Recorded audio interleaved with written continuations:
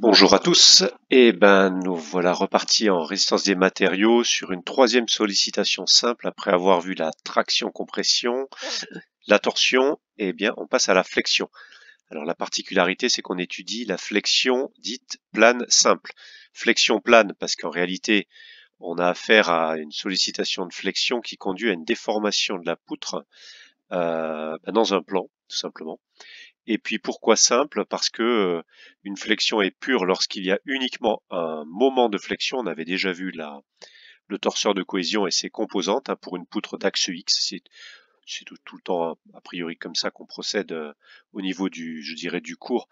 Mais évidemment, si on a un système constitué de plusieurs barres ou poutres, toutes les poutres ne sont nécessairement pas d'axe X. Donc méfiance. Le moment de flexion suivant Z notamment n'est pas forcément localisé ici. Voilà. Donc là, on a un moment de flexion et ce qu'on avait appelé un effort tranchant, un moment de flexion ou moment fléchissant. Lorsqu'on a par exemple une sollicitation de ce type. Donc souvent, quand on est dans le plan, eh bien on fait ce type de représentation. Alors il y a des petites variantes pour les appuis, on avait déjà vu un petit peu ça. Là, on a ce qu'on appelle des appuis simples dans le plan. Et donc on a une poutre rectiligne qui est sur deux appuis simples, au point A et B. On qualifiera les efforts qui sont subis par la poutre par les réactions aux appuis, on appelle ça les réactions aux appuis, RA et RB, et ce sont les réactions aux appuis dues à des forces extérieures. Alors ici c'est un chargement symétrique, bon c'est un petit cas d'étude, voilà, avec deux forces ponctuelles, donc des charges localisées au point C et D, qui sont en l'occurrence positionnées au quart de la longueur de la poutre. Voilà. Et on voit bien que ceci va conduire à une déformée, ce qu'on appelle une déformée de la poutre, c'est-à-dire la présentation de la ligne moyenne qui va être comme ceci, c'est-à-dire en arc, en bonhomme sourire lors de la déformation. Le torseur de cohésion, ce sont les efforts définis par des efforts intérieurs à la poutre au centre de gravité qui est nécessairement sur le centre de gravité, le centre de la section droite. Ici, admettons qu'elle soit rectangulaire. Le centre de gravité est localisé là. Et donc, on retrouve les composantes définies au centre de gravité, mais qui résultent de plein de petites actions et contraintes locales au niveau de petits éléments de surface de la section droite, au point G. Et donc ces efforts de cohésion comportent pour la flexion un moment de flexion évidemment. Et lorsqu'il y a de la flexion simple, eh bien, il y a de l'effort tranchant qui n'a pour ainsi dire aucune conséquence en règle générale sur le caractère de résistance de la poutre. Là, quand on imagine une rupture sous l'effet des charges, eh bien, c'est la flexion qui peut amener la poutre à se rompre. Voilà. Donc ça, c'est ce qui représente le torseur de cohésion. Alors on va voir que tout comme la traction, compression et la torsion, on peut avoir deux axes de conception, de dimensionnement ou vérification, qui sont inévitablement une vérification à la résistance. Là, on souhaite en conception que une pièce mécanique n'atteigne pas, en prenant en plus une marge de sécurité, n'atteigne pas la limite élastique du matériau. Et parallèlement, eh bien, il peut y avoir des contraintes de déformation dues généralement à un problème d'utilisation, de contexte en fait de la poutre. Voilà. Ok. Et donc pour ça, on va voir que pour les déformations, en fait, on va avoir quelques relations, mais ça devient tout de suite très très laborieux et on peut être amené à utiliser tout simplement des formulaires. Donc là, par exemple, vous voyez, c'est extrait ça au niveau formulaire pour le citer, le guide du calcul en mécanique par Monsieur Spenley et Gourand, édition Hachette Technique. Voilà, dont j'ai extrait ce formulaire. Bon, il y a un certain nombre de pages, et donc il s'agit par analogie, d'aller voir un petit peu si on peut retrouver ce qu'on appelle un modèle de chargement avec des charges et des poutres qui sont ici rectilignes, des charges qui peuvent être localisées, qui peuvent être réparties, qui peuvent être de type force ou éventuellement de type moment avec des points d'appui un peu différents. Là, on a des moments, vous voyez. Et puis, ce qu'on obtient sur ce formulaire-là, eh bien, on peut obtenir directement l'allure de diagramme d'effort tranchant, de diagramme de moment de flexion, et puis quelques petites caractéristiques de déformation, notamment ce qu'on appelle la flèche. La flèche, c'est le déplacement maximale d'un point euh, entre la position non chargée, la situation non chargée et la situation chargée de la poutre en flexion. Voilà, c'est de combien descendre si on est dans un plan verticale de déformation, de combien descend le point. Donc là, si on regarde, on revient un petit peu aux éléments de cours, eh bien, le cas qui nous intéresse, on peut voir, alors ça peut paraître surprenant parce que les appuis sont finalement situés à l'intérieur et les charges localisées à l'extérieur, mais au final, tout est un problème de référence et le formulaire, eh bien, c'est bien cette ligne-là, ce modèle-là de cas de charge et de liaison qui correspond le plus, tout simplement parce que la différence entre les deux, c'est que par rapport au référentiel bâti, si on peut parler de bâti, hein, parce que ça peut appartenir à une structure un peu complexe, hein, cette poutre ou cette barre, eh bien, les points A et B ne se déplacent pas par rapport au bâti, tandis qu'ici, ce sont les points A et B nommés de la même manière, mais qui sont à l'intérieur, enfin, pas aux extrémités de la poutre, qui ne vont pas se déplacer. Mais par rapport à la flèche, si on étudie la flèche, eh bien ici, on aura une déformation maximale, un déplacement maximal du point qui est évidemment, compte tenu de la symétrie, au centre de la longueur AB de la poutre. Et donc ici, on voit qu'on a la flèche en E qui peut être déterminée de cette manière-là. Hein, si je zoome un peu, la, la flèche ici, elle va dépendre de la force appliquée, qui est la même aux deux points, hein, on le voit bien là. On a une force là, mais par symétrie, on a la même, si on a un cas de charge vraiment symétrique. On va tenir compte du petit a, donc vous voyez, il faut adapter aux longueurs que l'on a. Le a, c'est cette cote-là, pour nous, c'est la longueur de la poutre sur 4. Et puis, on va multiplier par la longueur au carré. Alors, la longueur, là, c'est la longueur entre les appuis. Voilà, donc il faut vraiment adapter. Donc, c'est la moitié de notre longueur, hein, dans le cas si on regarde bien. Et puis divisé par 8 fois le module du, parce que c'est un paramètre d'élasticité. C'est la déformation dépend du matériau, de la géométrie de la poutre, des appuis, des charges euh, et aussi du caractère élastique du matériau. Et en l'occurrence, comme il s'agit de flexion, on a ce qu'on appelle une extension, une compression des fibres, on va l'étudier après, parallèle à la ligne moyenne de la poutre, qui subissent de la traction ou de la compression, chacune des fibres. Hein, si on imagine une poutre de bois avec des fibres longitudinales, on matérialise bien cette notion de fibre qui n'est qu'une notion, qu'un concept. Hein. Il n'y a pas de fibre à proprement parler dans un métal, par exemple, ou dans une matière plastique. Bon. Et donc, pour la flèche, on divisera par E, et c'est concevable parce que E, on l'avait vu pour la traction-compression, et même pour la torsion avec G, le module de Coulomb, c'est un paramètre qui peut s'apparenter à une raideur par exemple, d'un ressort, admettons, hélicoïdal de compression, la raideur.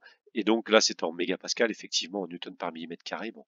Mais la raideur, et plus le module de Young est élevé, plus le matériau est raide. Par exemple, pour un acier, on a un module de Young, un module d'élasticité longitudinale qui est grosso modo 3 fois supérieur à ce qu'est celui d'un aluminium, d'un ailage d'aluminium. Et donc l'acier est plus rigide qu'un aluminium, et comme la flèche, E est au dénominateur de la détermination de la flèche en millimètres, hein, cette petite distance qui est là, le déplacement transversal du point E, suivant la direction Y, eh bien, plus le module Young E est important, plus le matériau est rigide, moins élastique, et donc comme on divise, la valeur de flèche YE sera petite. On divise par un nombre très grand, c'est d'autant plus petit. Voilà. Donc c'est important d'avoir ces notions pas d'ordre de grandeur, mais d'influence de paramètres. Voilà. Là, il y a une particularité, hein, et ça c'est remarquable, c'est qu'il s'agisse d'efforts, de contraintes ou de déformations. Et ben dans ce cadre-là, lorsqu'on a des charges comme celle-ci ici localisées, eh bien la déformation est proportionnelle à la force qu'on applique aux deux points, hein, sur la poutre. Donc ça c'est parfaitement linéaire. Donc s'il y a une étude pour une force donnée et qu'on vient par exemple à multiplier par 2 cette force-là, eh bien la déformée, la flèche, sera simplement doublée. Il n'y a absolument aucune utilité à reconduire tous les calculs. Et on voit un paramètre un peu particulier, IGZ, qui fait penser un petit peu à ce qu'on avait vu pour la torsion avec le module le moment quadratique polaire, I0. Et là, on a IGZ avec la particularité Z qui est la direction normale au plan de déformation. Voilà, et on obtient YE. Donc on imagine bien que pour obtenir cette relation-là, c'est pas si simple que ça et il n'y a pas lieu de le déterminer. Ou alors on utilise un outil logiciel, il y en a plein. Les modèles poutres, on avait évoqué, me semble-t-il, mais c'est pas sûr. RDM Le Mans, voilà, ça avait été développé par un professeur de l'IUT du Mans, Yves Debar, pour ne pas le citer, que j'ai eu le plaisir d'avoir comme professeur dans un lointain passé. Voilà, même si j'ai pas vécu sur le Mans, mais c'est comme ça. Voilà, donc je l'ai connu. Donc RDM, la version 6 ou 7 maintenant, qui est disponible gratuitement et qui comporte 4 modules très pratique le module de flexion, flexion plane simple d'ailleurs, le module ossature sur la 3D, avec des structures un peu entre guillemets type échafaudage, un module d'élasticité linéaire qui est un peu particulier, et puis un quatrième module, voilà. Ce qui nous intéresse ici, c'est la flexion. Donc on est là-dessus. Donc dans un premier temps, dans une étude RDM, eh ben, on a besoin d'avoir, on va dire, la quasi-totalité, hein, des efforts extérieurs appliqués. Donc ici, on va pas trop tergiverser. Si on a une force de 10 newtons qui est appliquée, hein, on a une petite poutre, hein, c'est indiqué une section de 19 x 6,4 mm, une longueur de 1000, voilà. Alors pourquoi ces données-là? Ces données-là, elles correspondent finalement à ce qu'on peut employer dans un TP. Alors il y a un support qui existe qui permet de faire des travaux pratiques en flexion et qui permet de définir un certain nombre d'appuis pour des poutres. Alors les poutres sont justement des petits éléments qui vont faire de l'ordre de 1 mètre de long et ça ressemble à un grand réglé, quoi. D'où le 19 mm et une épaisseur de large et 6,4. Voilà. On a à peu près d'ailleurs le tiers, quoi, 19 et 6, donc des rapports 1-3, en section droite de poutres rectangulaires avec différents matériaux, acier, alu, alliage de cuivre. Ça, c'est pour le TP, hein, voilà, je vous en parle. Et des éléments qui permettent de relever des efforts ou de relever un déplacement. Voilà, on peut laisser déplacer, c'est en appui dynamométrique, libre ou non en déplacement. Voilà. Tout simplement, on a un résumé des relations, mais ça, on va les voir, hein, ces relations qui sont à connaître. Ouh là là, ça fait peur. Alors là, on aborde des notions qui ne sont pas à retenir pour le BTS CPI, des notions théoriques mais qu'il n'est pas inutile d'aborder quand même, hein, s'y intéresser un petit peu. Voilà, parce qu'on a vu, aussi bien en traction qu'en torsion et à présent en flexion, qu'on s'intéresse à la section droite en fait d'une poutre en G. Et c'est au sein de cette section droite, je vais y arriver, qu'on définit des efforts de cohésion et par suite des contraintes en mégapascal notamment. Et on peut repérer ici cette section droite S. Mais alors là, on peut se dire, mais tiens, c'est curieux, on fait une double coupe. La double coupe, voilà. Une section S' qui est une coupe non pas transversale, c'est pas une section droite, mais une coupe longitudinale. Pourquoi? Eh bien, tout simplement, alors ça a un caractère de, entre guillemets, de démonstration, hein, donc je répète, ça n'est pas à connaître. Localement, dans la section droite, on peut s'intéresser, j'en parlais, à une petite surface qu'on note DS. Pour la petite histoire en maths, c'est un élément différentiel.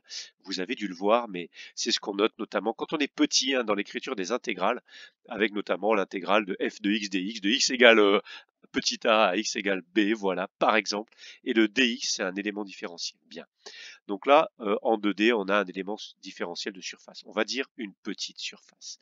Au point M, qui n'est pas nécessairement le point G, et en cette surface, cette surface, les efforts de cohésion, l'effort de cohésion local, euh, l'effort de cohésion global, c'est T et MF, MFZ en l'occurrence, hein, au niveau de la section droite, mais pour non pas toute la surface, mais pour la petite surface au point M en particulier, on peut avoir une petite force, puisque c'est une petite surface, on appelle ça une petite force, DF, voilà.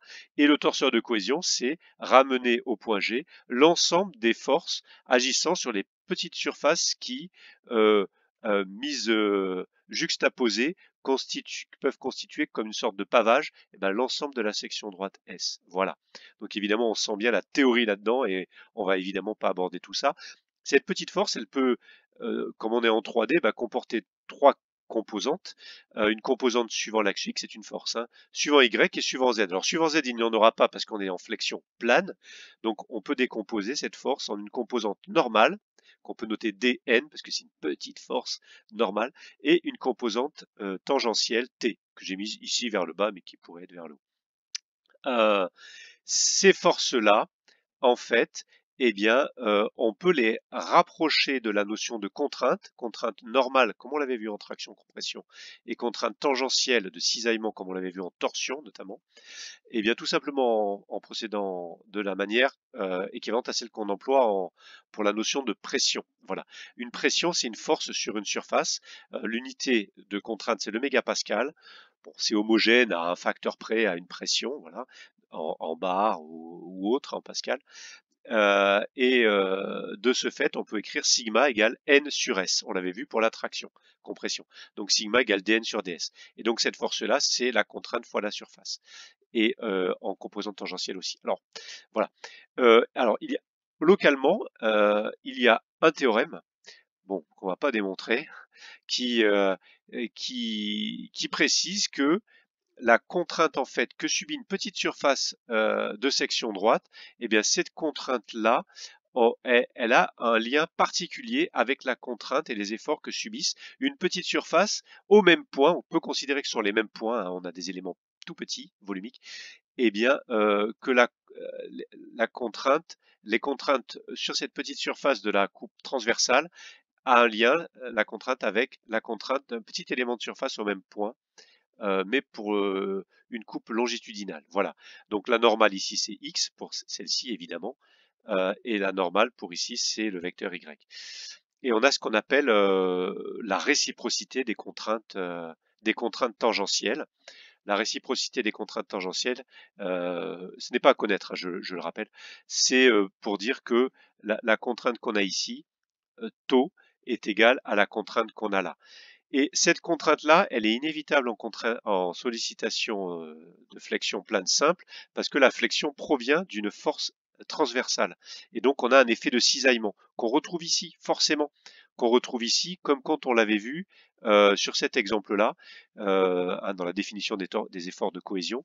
Quand on appliquait, bon c'était un exemple, il y avait un moment de torsion aussi, mais bon, juste pour la partie flexion plane, quand on exerçait des efforts, ici on avait donc deux appuis en A et B, là et là, qui subissaient des forces, et on exerçait une force vers le haut en C et vers le bas en D, et ça conduisait à ce diagramme de moment de flexion suivant Z, et donc, ce que l'on avait, on avait un, où j'en suis, on avait, oui, inévitablement un effort tranchant aussi qu'on avait là, hein, qui descendait de la valeur ici, en l'occurrence 1200 newtons, puis on rajoutait 560 newtons qui proviennent de l'action en B, 560 newtons vers le bas, donc négatif, donc ça fait moins 1760, on remonte de 4000, donc on passe à plus 2240 et accessoirement on se récupère le moins 2240 en effort extérieur qui est ici, qui était défini là, et on retombe à zéro, l'état libre de la poutre à gauche, voilà. Et donc on a bien cet effet de cisaillement. D'où la présence inévitable en flexion plane simple d'une contrainte tangentielle transversale. Voilà.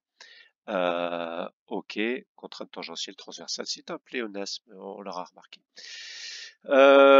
Tout ceci pourquoi? L'application de tout ça, c'est quoi? Alors là, je n'ai pas fait de schéma, mais ce qui m'arrive de faire au tableau, hein, voilà, c'est d'indiquer par exemple quand vous avez une poutre comme ceci qui subit de la flexion, ben, comme c'est le cas ici, on pourrait pour des flexions comme ça s'amuser, hein, on s'amuse de tout, on s'amuse de peu, eh bien à superposer des lames.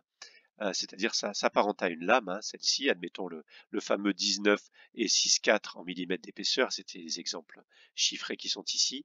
Imaginez vous superposez plusieurs réglés, par exemple, hein, ça s'apparente à des réglés, et vous faites la même opération, la même expérience d'exercer un appui simple en deux points. Voilà.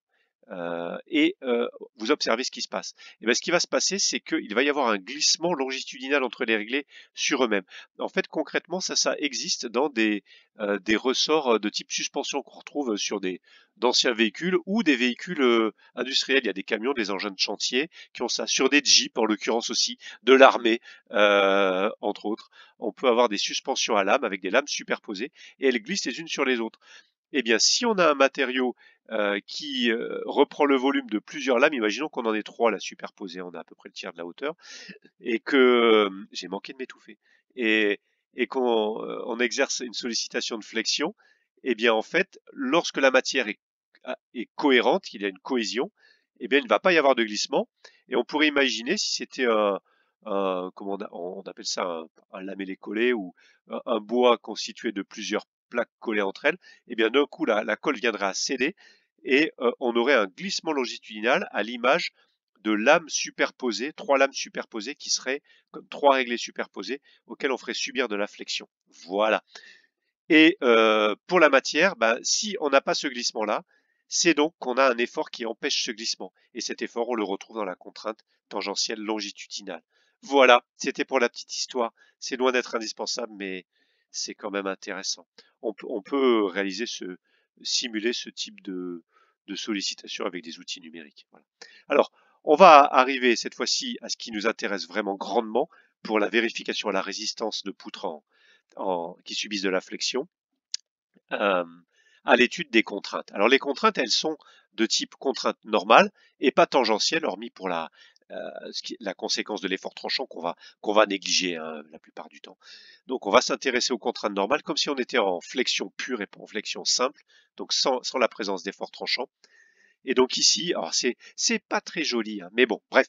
Là, on a la ligne moyenne de la poutre, qu'elle soit circulaire, creuse, pleine, rectangulaire, peu importe. Donc là, on a un moment de flexion que j'ai matérialisé comme ceci avec, on va dire, un vecteur tournant. Et on a la ligne moyenne qui est ici, avant déformation.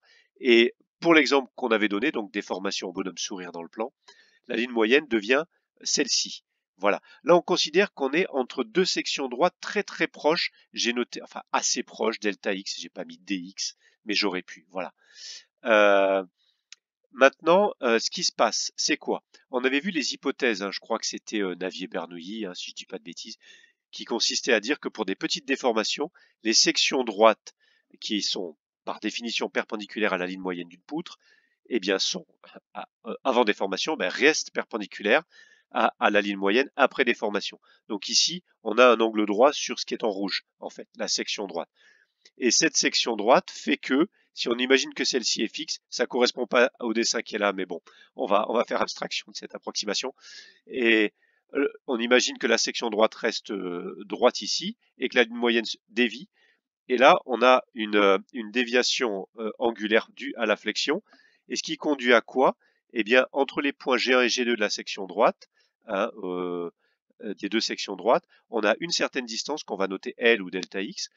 Eh bien, si on s'éloigne un peu de la ligne moyenne dans la direction transversale de X, dans la direction transversale Y, pardon, on se décale d'une valeur Y qui ne va pas jusqu'à la demi-hauteur de la poutre, eh bien, on se rend compte que, eh bien, initialement, on avait la distance M1, M2, qui était égale à G1, G2, et qu'après flexion, eh bien, ça réduit un peu. Dans ce sens-là, si on allait vers les Y négatifs, eh bien, ça s'allongerait. On a une extension de ce qu'on appelle les fibres. Là, c'est une portion de fibre hein, parallèle à la ligne moyenne. Et au-dessus, dans ce cadre d'application de la flexion, parce qu'on a dans un sens ou dans un autre, en bonhomme sourire ou en bonhomme pas content, eh bien, on a dans ce cas-là un raccourcissement des fibres au-dessus de la ligne moyenne et un allongement des fibres dû à la flexion en dessous de la ligne moyenne. Voilà. Et on peut caractériser ça par une variation de l'allongement. Et si on fait un certain nombre de calculs, et notamment la mise en application de ce qu'on avait vu pour la traction, c'est ce qu'on appelle la loi de Hooke, sigma égale E fois epsilon, la relation entre contrainte, déformation ou taux de déformation et module Young, eh bien en fait on peut définir quelle est la contrainte normale qui permet de raccourcir ou d'étendre une portion de fibre ou une fibre. Voilà, on est passé d'une distance M1, M2 à une distance on va dire M1, M'2 et compte tenu du matériau, il y a moyen de savoir quelle est la contrainte à ce niveau-là. Et on va en déterminer la relation globale qu'on pourra exploiter après. Donc là, il y a une déformation, effectivement, une démonstration, pardon. La loi de Hooke, c'est sigma égale E epsilon. Epsilon, par définition, on l'avait vu, c'est delta L sur L, la variation de longueur sur la longueur initiale, on pourrait mettre L0. Et delta L, le L, c'est ce qu'on avait nommé delta X là-dessus. Bon, je commente la démonstration quand même rapidement. Ici, on a un angle de rotation de section droite qui est delta phi. Alors, en radian, on va l'exprimer en radian. Et cet angle-là, en fait, on a un triangle rectangle qui permet de déterminer la tangente de cet angle-là. Pourquoi c'est delta L sur Y? Bon, le moins, je vous en ferai cadeau. Eh bien, tout simplement parce que si on regarde à ce niveau-là, on a un triangle rectangle et on a le delta L qui est cette distance-là et le Y qui est cette distance-là. Et la longueur, le delta, oui, bon, bref, voilà. Ouf. Il n'y a pas de delta X en l'occurrence, c'est delta L sur Y. Donc on a tout simplement la tangente, le triangle rectangle est ici. Hein. Voilà.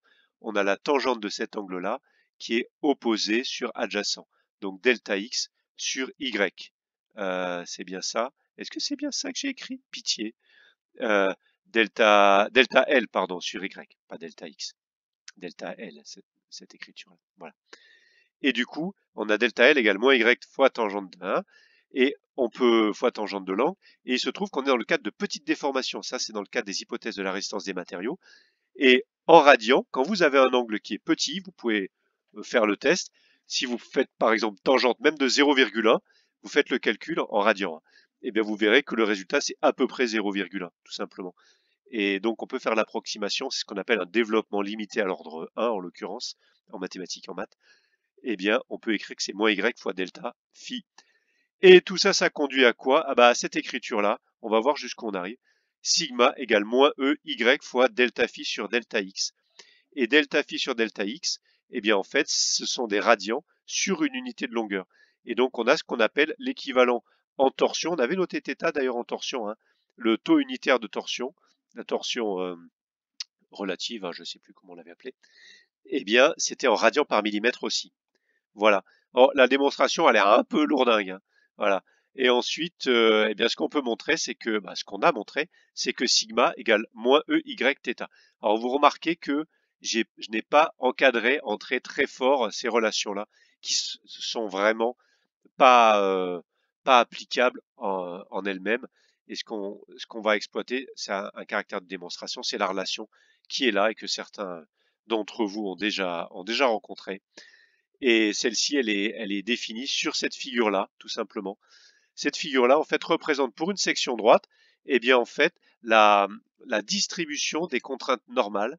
Et la contrainte normale, eh bien, on voit que les fibres ici, alors c'est vers la gauche, en fait, il faut considérer que ça, c'est une droite, et c'est une représentation graphique des valeurs de la contrainte normale sigma pour plus différentes valeurs de y, en fonction qu'on est plus ou moins éloigné en haut ou en bas, hein, pour l'orientation de la poutre qui est là, de la ligne moyenne. Alors, on parle de la ligne moyenne aux fibres neutres, mais comme on est en flexion plane, on parlera de plan neutre, ou plutôt que fibre neutre, parce que ça se déforme dans le plan. Voilà, en bonhomme sourire ou pas content. La contrainte normale sigma en mégapascal, eh bien, je l'ai indiqué ici, les fibres comprimées. Dans ce cadre-là, quand on applique un moment de flexion dans ce sens, dans l'autre, ce serait l'inverse, eh bien, on a les fibres les plus comprimées. Et quand des fibres sont comprimées et non pas tendues, eh bien, on a de la compression locale ou de l'extension locale ou de la traction locale. Et donc, comme en traction-compression, quand les fibres sont comprimées, on a la contrainte normale qui est négative. Et donc, on matérialise ça par une représentation qui pourrait être le vecteur contrainte, mais c'est la valeur ici. On a une droite là, hein. On a un repère, hein. On a la valeur sigma et la position en y. Eh bien, sur le plan neutre, on a la valeur 0. Ici, on a à mi-hauteur, on a une contrainte qui vaut la moitié de la contrainte à, à la position y maximale sur la poutre. Voilà. Ici, j'ai pris une représentation qui est une poutre qui présente une demi-hauteur symétrique, hein, comme si on avait une poutre soit circulaire pleine ou creuse, soit rectangulaire pleine ou creuse. Mais on peut très bien avoir une section droite en T, par exemple, un profilé, auquel cas le centre de gravité ne serait pas à mi-hauteur, hein, dans la direction Y. Voilà. Donc ça, il faut quand même faire attention à ce qu'on écrit. Et de ce fait, après une démonstration, voilà, qu'on a vu un petit peu, eh bien, on aboutit à la relation suivante et qui, elle, est vraiment applicable, même celle, davantage encore celle qui est en dessous, c'est que le calcul de contrainte normale est égal au moment de flexion au niveau de la section droite, hein. Je vous rappelle que quand on avait vu ça, le moment de flexion, lui, il varie. On a des endroits où il y a un maximum, des endroits où ça peut être nul, ça peut être positif ou négatif. Là, le maximum, c'était moins 1120 Newton-mètre. Voilà, ou moins 1 120 000 newton millimètre. Pourquoi je vous dis ça? Parce que le MFZ, lui, il doit être exprimé en newton millimètre. Et donc on a MFZ, je passerai le signe pour l'instant, MFZ sur IGZ. Et qu'est-ce que c'est que cette bestiole de IGZ? Eh bien, IGZ, sa définition, c'est ça. On va en parler un petit peu après. Et fois le Y. Pourquoi? Parce que c'est linéaire. Si on s'éloigne de moitié de la demi-hauteur, enfin de moitié à la demi-hauteur, eh bien lorsqu'on va à la hauteur totale, eh bien on a le double. C'est linéaire, voilà, tout simplement. C'est donc proportionnel à Y dans les positifs comme dans les négatifs. Donc on multiplie par Y. Donc c'est I, c'est le moment quadratique tout court. Et il n'y a pas de nom particulier. Dans la torsion, on avait le moment quadratique polaire. Et sa définition, on va voir il y a deux cas, hein, qu'il faut connaître. En dehors de ça, on peut se référer à un logiciel comme RDM, hein, Le Mans, peut le fournir. Voilà. Et ce qui est à retenir, c'est que d'un point de vue vérification de la résistance ou dimensionnement, eh bien, ce que l'on souhaite, c'est s'intéresser à la valeur maximale de contrainte que peut subir le matériau. Et la contrainte normale maximale, de toute évidence, pour un moment de flexion donné et une section droite donnée, eh bien, elle va se situer là où le petit y sera le plus élevé. Alors attention, il peut y avoir une valeur positive ou négative qui peuvent différencier. C'est pour ça, bon, pour ne pas considérer différents cas, là j'ai indiqué la valeur de contrainte normale en valeur absolue maximale égale le moment de flexion en valeur absolue maxi divisé par le moment quadratique IGZ, qui lui est une valeur positive, fois le Y maxi. Pour une poutre de section circulaire, le Y maxi sera égal au rayon, tout simplement. Lorsqu'on a une section rectangulaire, comme c'est le cas de ce qu'on a étudié notamment là-dessus, eh bien, on a eh bien, une valeur Y max qui vaut H sur 2, la hauteur étant la hauteur totale. Dans l'exemple qui avait été indiqué dans le cours ici, la hauteur, pardon, oui, dans le cours, bah, si, dans tout ça, la hauteur était 6,4.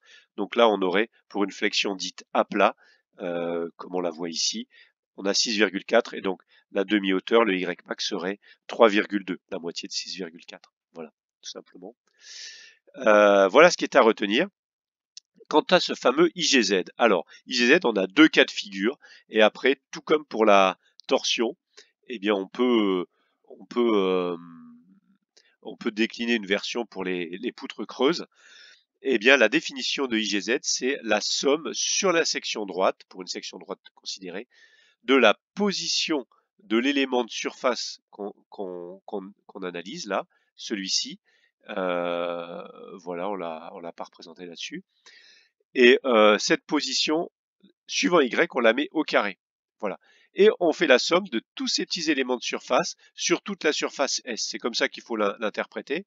Donc chaque petit élément de surface qu'on a ici, eh bien, on prend la cote Y qui est là, ici est négative, on la met au carré. Donc on voit que finalement le Y qui soit positif ou négatif, ça n'intervient pas. Et on fait la somme partout. Alors ça peut amener à déterminer des valeurs bien particulières pour des géométries particulières, que sont une section circulaire et une section rectangulaire. Alors, de manière systématique, ce que l'on note, tout comme pour des désignations de cotes d'encombrement de roulement où on a B la largeur, petit d le diamètre intérieur, grand D le diamètre extérieur, eh bien, pour les poutres rectangulaires, on adopte systématiquement cette notation. B, l'épaisseur ou la largeur de la poutre, H, la hauteur. Alors, attention à la relation, la poutre, si on la pivote de 90 degrés dans un sens ou dans l'autre, il faut faire attention à ce que seront les valeurs B et H en fonction de la sollicitation. On note H, finalement, dans la relation qui est là, hein, pour les poutres rectangulaires, on note H, la hauteur, dans le plan de la flexion. Voilà. Et évidemment, suivant Z, la normale au plan qui est ici, ce sera le B. Donc par exemple ici, lorsqu'on est en train de faire de la flexion comme ça, eh bien le B c'est le 19 mm et le H c'est le 6,4 parce qu'on est dans une flexion à plat. Voilà. Là on a une grande déformation. Si on pivote de 90 degrés, on dit qu'on fait une flexion sur champ, comme le champ d'une planche, quoi. Voilà, par exemple, d'une tablette. Voilà, non numérique. Et ça donne quoi? Ça, c'est à connaître, messieurs, dames. Eh bien, lorsqu'on fait un calcul intégral comme ceci, eh bien, ça conduit à la relation suivante qui n'est pas sans rappeler celle du I0 pour la torsion, le moment quadratique polaire. Pour une barre circulaire pleine, le moment quadratique tout court de flexion, c'est pi d puissance 4 sur 64. Voilà. Et non pas le pi d4 sur 32 qu'on avait en torsion. Voilà. Et de ce fait, quand on fait le calcul intégral, comme je l'avais dit en torsion, on exploite le rayon, et le rayon étant la moitié du diamètre, ou le diamètre le double du rayon, si on écrit ça, eh bien on obtient, si je ne dis pas de bêtises, pi R4 sur 4. J'avais évoqué le fait qu'on trouvait pi R4 sur 2 pour la torsion, pour le I0. Alors on n'utilise pas du tout ça parce que on utilise toujours les diamètres pour des barres.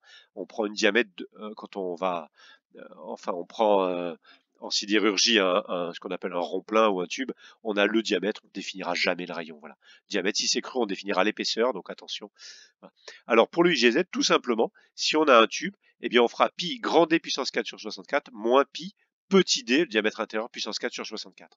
Et de la même manière pour le IGZ. On dit BH cube sur 12 tout simplement. Si on inverse et on pivote de 90 degrés, et si cette cote-là est bien la cote B et cette cote-là la cote H, eh bien on aura éventuellement HB cube sur 12. Voilà. Bon, le mieux c'est de faire un croquis, d'être sûr dans quel sens on applique les sollicitations et dans quel plan la flexion se produit, la déformation se produit. Alors la condition de résistance, eh bien, c'est la même qu'en traction, puisqu'on est sur de la contrainte normale. Et la contrainte normale, maxi, doit se trouver être inférieure ou égale à RPE, qui est la limite pratique à l'extension, la résistance pratique à l'extension. RPE étant égal à RE sur S. Voilà. Alors on est toujours sur les mêmes unités, hein. Le moment quadratique tout court, comme le moment quadratique polaire en torsion, en utilisant la donnée de diamètre ou de largeur-hauteur en millimètres, on a des millimètres puissance 4. Voilà. Et donc, on a Y en millimètres, le Y max aussi. Le moment de flexion, je l'avais dit, en newton millimètres. Et à ces conditions-là, on obtient la contrainte normale en mégapascal. Et on compare ça à un RPE qui vaut RE sur S. Attention, je note RE, mais ça peut être RPC dans un état de compression si on a un matériau qui présente une limite élastique différente en traction et en compression, comme le cas d'une fonte, par exemple. Bon. Alors ici, bon, franchement, ça j'avais laissé dans le cours, mais c'est presque hors programme. Je sais pourquoi je dis presque en BTS-CPI. C'est l'analyse pour montrer un petit peu que inévitablement on va aller sur l'emploi de ce type de formulaire ou de RDM6 par exemple, ou 7, il faut mettre à la page. Et plutôt que calculer à la main, c'est laborieux, c'est pas permis. Donc là, l'idée, c'est qu'on avait montré précédemment, malgré tout, pour commenter un petit peu, parce qu'on l'a sous les yeux, que l'angle unitaire de flexion, eh bien, l'angle unitaire de flexion en radians par millimètre. Alors attention, hein, la flexion, c'est, par exemple, le phi ici, c'est la rotation relative des sections droites en flexion, hein, donc une rotation autour d'un axe Z normal au plan. On n'est pas comme sur de la torsion où on a la rotation entre les deux extrémités en torsion. Là, on a une rotation de flexion entre deux sections bien distantes cette fois-ci, G1 à une position X1 et G2 à une position X2. Et bien pour déterminer ça, si on veut le faire à la main, bon courage, good luck, eh bien, comment on fait? On avait utilisé ces relations-là et on peut écrire en fait on avait écrit ça comme ça, un θ égale mfz sur EIGZ. Alors, je ne sais pas si on l'avait écrit à proprement parler. C'est une combinaison des différentes relations qu'on avait, à peu près, quoi. On l'avait pas exploité. Attention, hein, j'ai pas mis ça en très fort, véritablement, c'est peu exploitable. Mais on trouve localement, attention, c'est local, c'est-à-dire c'est pour une section considérée, ici, et plus loin, ça sera pas la même chose, forcément. Eh bien, θ, l'angle unitaire de flexion radian par millimètre, c'est MFZ, le moment de flexion au point G, divisé par EIGZ. Attention, parce que le moment de flexion, comme on l'avait vu là, eh bien, il varie, sauf si on a de la flexion pure, il varie du fait de la force sur le bras de levier des efforts tranchants, ou des efforts extérieurs sur Y, il varie en fonction de la position longitudinale de la section droite. Donc on voit bien que c'est pas si simple que ça, et ça amène à faire un calcul d'intégrale, puisque pour trouver la rotation entre deux sections repérées par X1 et X2, hein, au centre de gravité G1 et G2, eh ben, il va falloir faire intégrer le θ. Pourquoi? Parce que finalement, le θ, on a sa valeur en un point, et là, on a des radians par millimètre, et on ne peut pas faire les radians par millimètre fois la longueur comme on le faisait en torsion, mais il va falloir faire θ fois dx, et le θ, lui, va varier en fonction de la position où on est. Donc c'est l'intégrale de θ dx, pour x allant de x1 à x2. Voilà. Hein, je ne sais même pas si je l'ai écrit quelque part, cette bestiole. Bon, vaguement, quoi. Et j'ai traduit directement par la relation. Attention, en plus, ça n'est valable que pour une section constante avec un module Young évidemment constant. Bon, sinon, c'est pas la peine. On achète une corde, on se pend. Voilà. Donc, lorsqu'on intègre ça, on voit qu'on a, à la condition qu'on ait une section constante, un matériau homogène, voilà. Eh bien, là, on a des constantes, on les extrait, et donc on a l'intégrale du moment de flexion. Et ici, ça va loin. Eh bien, ici, on peut écrire, on peut aboutir en fait à une relation qui va permettre de voir que lorsque l'angle delta phi est petit, bon, on avait rappelé que la tangente était à peu près égale à l'angle lorsqu'on est en radian, là j'ai perdu tout le monde, hein, je pense, mais c'est pas l'essentiel, hein. L'essentiel a été dit avant. Euh, que c'est pas inintéressant et on peut le vérifier avec un réglé, avec un grand réglé. Ça, c'est pas inintéressant. C'est de montrer que lorsqu'on applique une flexion pure, eh bien, localement, on a ce qu'on appelle un rayon de courbure. Alors, c'est à peu près, hein, alors, pour des petites déformations, eh bien, le rayon de courbure, qui est en mètres, hein, le rayon de la courbe de déformée, c'est-à-dire le rayon de cette courbe-là, qui est là, R, il y a un centre, qui peut varier localement en fonction du moment de flexion. Mais si on appliquait un moment pur, comme si vous preniez un réglé, mais entre votre pouce index de la main gauche et pouce index de la main droite, et vous essayez de faire une flexion comme ça avec une petite poutre, vous voyez ce que je veux dire, pour conduire à un effet de flexion. Voilà, on les prend dans les mains, mais ça revient un petit peu au même, main gauche, main droite ici. Et puis on applique une flexion, eh bien on a une flexion à peu près pure, disons. Et dans ce cadre-là, eh bien le rayon de courbure, eh bien, on peut montrer que c'est l'inverse, avec les bonnes unités, hein, c'est à peu près l'inverse de l'angle de flexion unitaire ou l'angle unitaire de flexion. C'est pas inintéressant. Ça, c'est en radian par millimètre. Et donc, en l'inverse, les radians, c'est pas véritablement une unité. Ce n'est pas une unité. C'est une proportion. Eh bien, on a des millimètres ici. On a des millimètres moins 1, des je sais pas quoi par millimètre. Et là, on a des radians par millimètre. R, c'est le rayon de courbure. 1 sur R, c'est ce qu'on appelle la courbure. Voilà. La courbure, on l'emploie en optique, il me semble, hein, pour les verres, la convexité, concavité des verres. Voilà, il y a des histoires comme ça, me semble-t-il. Et donc, on peut retenir ça. Alors, pourquoi je vous dis ça peut être expérimenté assez facilement? Bon, il faut savoir mesurer un certain nombre de paramètres pour expérimenter. Mais si vous appliquez un moment de flexion, eh bien, vous avez un rayon quasi constant. Alors, à titre personnel d'ailleurs, pour réaliser une découpe de plateau pour faire, je ne vais pas dire qui m'avait passé commande de ça dans la famille, hein, les gens sont pénibles, voulait un très gros arrondi sur une planche, et j'avais pris une espèce de un grand réglé qui s'apparente un petit peu à ce qui était utilisé là-dessus, hein, avec 19 fois je sais plus combien, et un plat, un plat rectiligne. Et j'avais appliqué comme ça, je l'avais coincé entre deux fois deux clous par exemple, et en vue de dessus, eh bien ça me faisait un rayon quasi constant, et ça m'a permis de faire un tracé sur mon plateau. Voilà, l'application, voilà, je raconte ma vie, hein, c'est ma life.